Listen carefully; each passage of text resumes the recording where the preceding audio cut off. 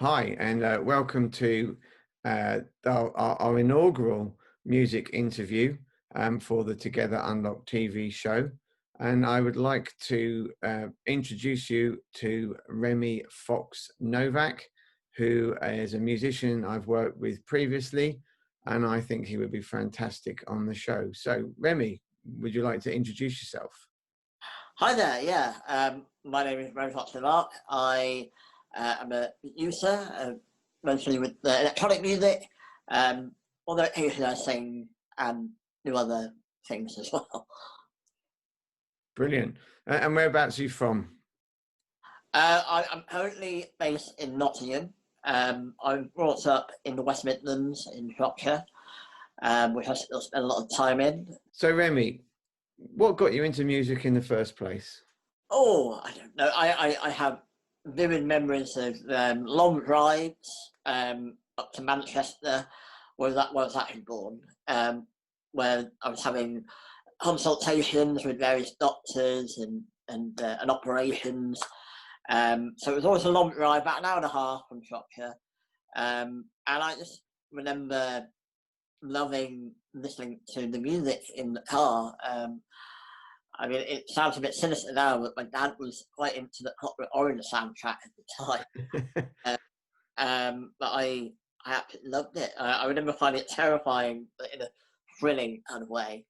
And I think that's always left quite a mark on me. I always loved listening to music in the car. Although I don't drive, I don't really ride around in cars anymore, although wherever I walk, I've always got my headphones on.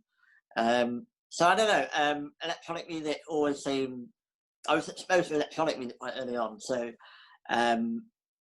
it felt natural to go in that direction. Also, because electronic music perhaps more accessible for those with disabilities, I've played with various bits of software over the years. I eventually did a music technology course at A level, well, BTEC level, where I learned Sonar and other digital audio workstations. And it's kind of flowered on from there, really. Do you feel that your music is a reflection of your life at all? So do you try, you talked about journeys and you talked about hospitals and you talked about the Clockwork Orange. Where does your music come from? What inspires you?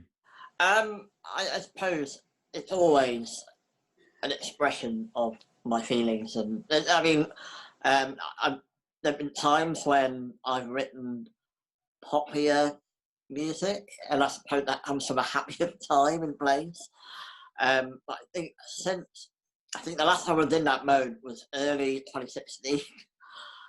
Things have got a bit strange since then, so I think my music has become noisier, more aggressive since then, and I think that's a reflection of my own mood and how I see the world. I'm not a politically engaged person. I keep up with the news, not just here, but around the world, America, etc.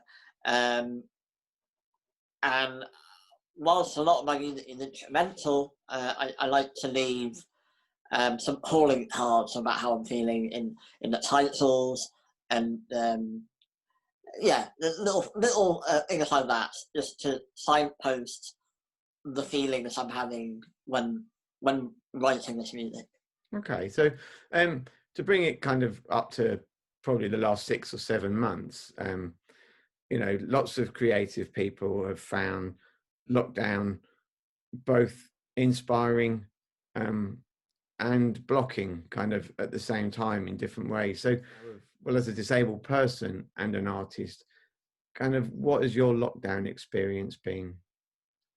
It's been a bit of both, as you say, actually. I think I'm a key worker. I look after people with cerebral palsy, so I've been working throughout this pandemic. And I suppose on that side of things, that's been a hint of normality, and that I've had, still been commuting every day, and not every day, but regularly. In terms of creatively, it's a double-edged sword. I think having all that time has been great. I've finished a couple of albums, which that's fantastic. But on the flip side, I'm lost at the moment in terms of promoting, in terms of getting those things released, or whether to get a commission, or all these kind of things. At the moment, I'm kind of, that's how it's my headspace, not on purpose, but to cope with the reality of the pandemic. And you know, it's been difficult. It's been a long distance relationship. I didn't see my partner for like over 100 days, and now it's, you know, it's looking like we're having more lockdowns. So I might not see her again for a little while.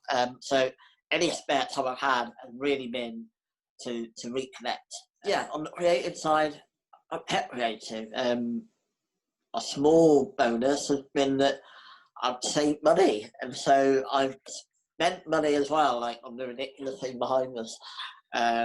So creatively, it's very good. I think it's allowed me the time and the finances to build my my studio, so to speak. But on the other side, it feels like, yeah, I can't play the games. I can't actually get out there and perform. I definitely love going to see people play live and play live myself in front of an audience of people. I think as the same person, I don't know really. I feel lucky to have like a supportive family who I'm living with at the moment. I work looking after people with disabilities as well, so it always puts my own disability in perspective. But yeah, a lot in terms of opportunities, do feel a bit stuck at the moment. Okay, no, well, I mean, I think, you know, you are by no means unique, and I think almost most experiences are paralleled. People's experiences are paralleled in some way of that. So just, you alluded earlier, kind of in your introduction, that you've used electronic dance music. If you were to say to another disabled person who you knew would struggle with a traditional instrument, how would you sell them that electronic music is a way forward? Well, I mean, electronic music is very broad. How we can make electronic music is extremely broad. I mean, the technology is amazing now. You can make music on your mobile. I have thought a lot about how to make music making or music playing rather than making. It doesn't. No one has to make records or, you know, do all that kind of thing. But just to enjoy, like, play music, how can that be made more accessible? So, like I say, I work with people with cerebral palsy. So one of the things that I found very liberating was these touchscreens, these tablets, iPads, etc. But that's not necessarily for everyone. Certainly, some people who have like real difficulty with their motor skills to be able to actually manipulate a very sensitive touchscreen. Just keeping on the program can be quite frustrating for some people. I'm not that techy, which may surprise you. I'm not interested in computer games or anything like that. Yeah, I did want to play guitar. I just, unfortunately, with my hands, I have my left hand, which pretty much does most things, my right hand, which is, it lets me down quite a bit. So with the guitar, it was like I had a left-handed one, and the right-handed ones, I couldn't strum them, and then with the left-handed one, my right hand couldn't manipulate the fretboard. So it really depends on the disability. I think there's all sorts of like clever routes out there. Like I did a commission with great music, and we're always looking to try and make not just music making, but music playing and instrument creation accessible. Even if it's not making music at the end of it all. I know some people who just love the machines and don't actually care about the making a song. They just love that they programmed this instrument. Yeah, electronic music is just more accessible. It's more immediate. It is possible now to make full songs on your mobile phone or your computer or whatever.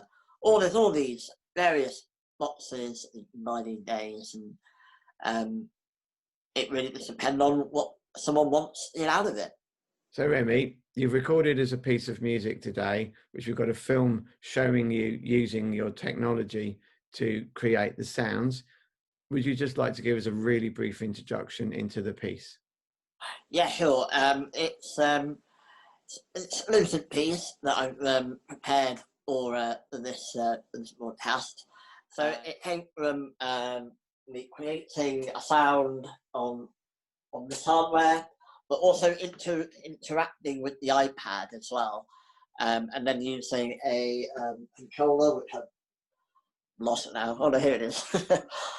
With this thing, this is fantastic by the way. It's wireless, so it's always a lot of fun to play with that thing. And as much as it's just to be playing with knobs and the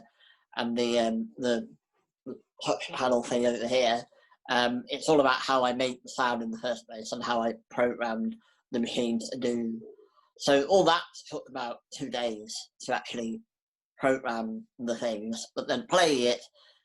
Yeah, it's a doddle. It's simply knobs and buttons. Well, and you make it look simple.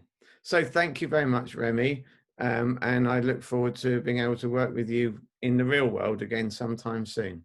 Yeah, it will happen. This won't last forever, this pandemic. So, I say to everyone, keep safe, and we'll see each other again. Thank you.